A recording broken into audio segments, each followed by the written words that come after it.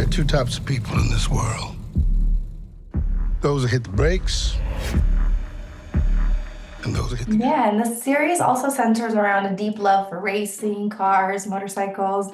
In your personal lives, did any of you experience this love before, or did the show rub off of you a little bit? Nick, you want to take it? Yeah, I'll go first. When I got my first car, I was in love with it. I never was into the like modding community. I never put any like spoilers or like redid the brakes on my car. Like I just bought it and that was it, and I loved it, and I wouldn't have changed her for the world. Yeah. Yeah, I loved having the freedom to just drive anywhere. I mean, when you're 16, that's the first time you really can be like, oh, I'm gonna go wherever I want to go. So that's what I fell in love with cars. I was on a little bit of a different side of that. I was on the two-wheeled side. So I started riding motorcycles when I was 17, 18. And the problem, I had no idea what I was doing, so I was wrecking them all the time. And the problem with wrecking them all the time is they're really expensive to fix. How do you think your characters resonate with a broader audience, particularly mothers and daughters who may be sort of navigating the same thing and the same themes? I mean, I think that Caitlin and Sam's dynamic it's realistic in a lot of ways because young motherhood is a very common thing, and I think that it was cool to sort of like create that backstory together. Like I think, like we would talk about like, oh, what did their apartment look like? I think my point of view is like they kind of finished growing up together a little bit, and I like that it's a smaller age gap between us because it feels kind of also like sisterly in a lot of ways. So it was fun to do that. Wow, what Melissa said. And there's also this other sort of familial place, which is that thrill and that love for everything that has to do with racing and cars and motorcycles and breaking the rules, which I think everybody across the town is also a fan of. In what way do you think that's also important in today's teenage world where everybody's so lost in their own worlds and the phones and social media, and sort of bringing it back to like, well, there's also a world outside of that and a new way of coming of age as well for the audience that might be watching.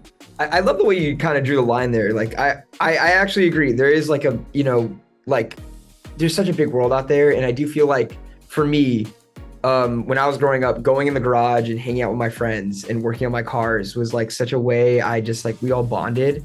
And there is like a really special energy about just like working on a car and like sitting in it and then driving it and feeling like, wow, this made such a big difference. Like it's such a gratification that you can't necessarily have through like, doing something on your phone.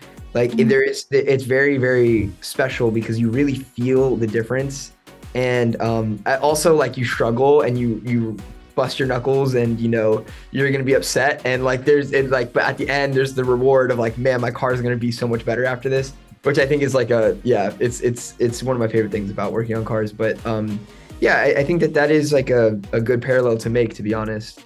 Yeah, and I think our showrunner and head writer creator Johnny Norris did a great job with that, where the technology exists. We don't deny that, but these kids are engaged in projects, they're engaged in life, certain dramatic dynamics within the relationships that supersede the phone and the focus on a screen. And I think that's kind of refreshing to see. In what ways does the theme of streetcar racing and all of these familiar groups that you're forming symbolize freedom or rebellion for your individual characters? I feel like with everything that Alicia's going through, I think it really does reflect kind of in that sort of adrenaline that does happen to you with all of these car races and stuff like that. So that adrenaline is really on the street and like in school and in their spirits. I really feel like that's something that carries through for her, for sure. We sort of looked at him more as like Zach's rival.